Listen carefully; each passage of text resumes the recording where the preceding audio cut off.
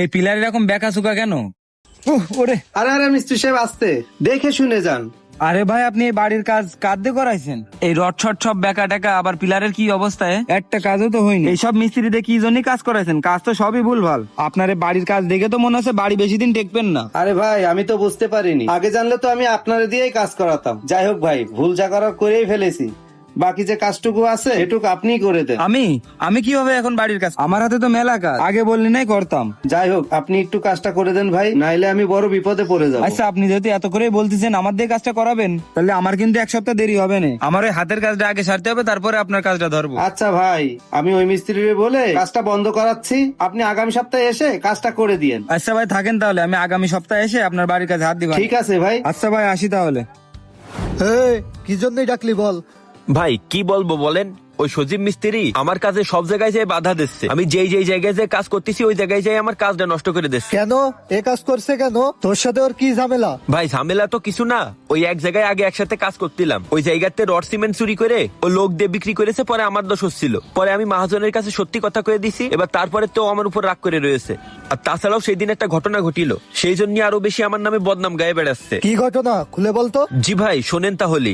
এই তুই আমার এই বাড়ির কাজ তুই আমার হাত থেকে নিয়ে নিলি কেন? আরে আমি তো এই বাড়ির কাজ হাতে নিয়ে নিনি, বাড়ির মালিক আমারে করতে বলেছে বলেই আমি করতেছি। এই আমি বাড়ির কাজটা বেশি টাকায় করতে চাইলাম, কিন্তু তুই কম টাকার কথা বলে এই বাড়ির কাজটা নিয়ে নিলি কেন? আমি তো কাজ নিয়ে নিনি, আমি কম টাকায় কাজ করি বলেই মানুষ আমারে কাজ দেয়। তুইও কম টাকায় কাজ কর, তোর কাজের অভাব হবে না।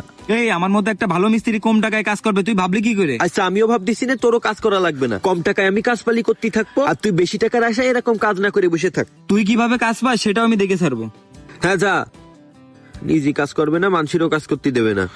ভাই এই ছিল ঘটনা, এই জন্যও সব জায়গায় আমার নামে বদনাম করে বেড়াচ্ছে। এখন আপনি কিছু একটা করেন। ও তাহলে এই নিয়ে তোদের মধ্যে ঝামেলা? ভাই এটা কল আসতেছে, ধর। হ্যাঁ ধর।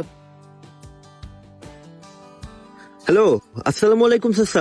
তুমি আমার বাড়ি কিরম কাজ করেছো? তোমার কাজ কাম তো কিছুই হয়নি। সজীব মিস্ত্রিকে দেখালাম, ও বললো তোমার কাজ মোটেও ভালো হয়নি। আরে চাচা, আপনি ওই সজীব মিস্ত্রির কথা শুনেন না, ও আমার নামে পুরো এলাকায় মিথ্যা বদনাম ছড়ে বেড়াচ্ছে। রাখো তো, তোমার দিয়ে আর কাজ করাবো না। আরে ভাই দেখিছেন আমার এই জায়গার কাজটাও নষ্ট করে দিলে। ভাই আপনি এখন একটা কিছু করেন ভাই। আচ্ছা চল দেখতেছি। এ ভাই, বাইকটা থাকলো দেখেন তো। এ বাড়ি কিরম কাজ করতিস? যে কাজ 3 দিনই হয়ে যাওয়ার কথা সেই কাজ 1 সপ্তাহ লাগতেছে কেন? আরে ভাই, ভালো মতো কাজ করাতে গেলে একটু সময় তো লাগবে। সবই বুঝি, সবই তোমাদের টাকা খাওয়ার ধান্দা। আজকে কাজ কমপ্লিট করে আজকে যাবা, থাকো তাহলে আমি গেলাম। তাড়াতাড়ি কাজ করলে কি বেশি টাকা পাবা নি? ভাই আসেন ভাই, ওই যে সজীব মিস্ত্রি। কাজ থামা এদিকে। আরে ভাই, আপনি এখানে? জি ভাই বলেন।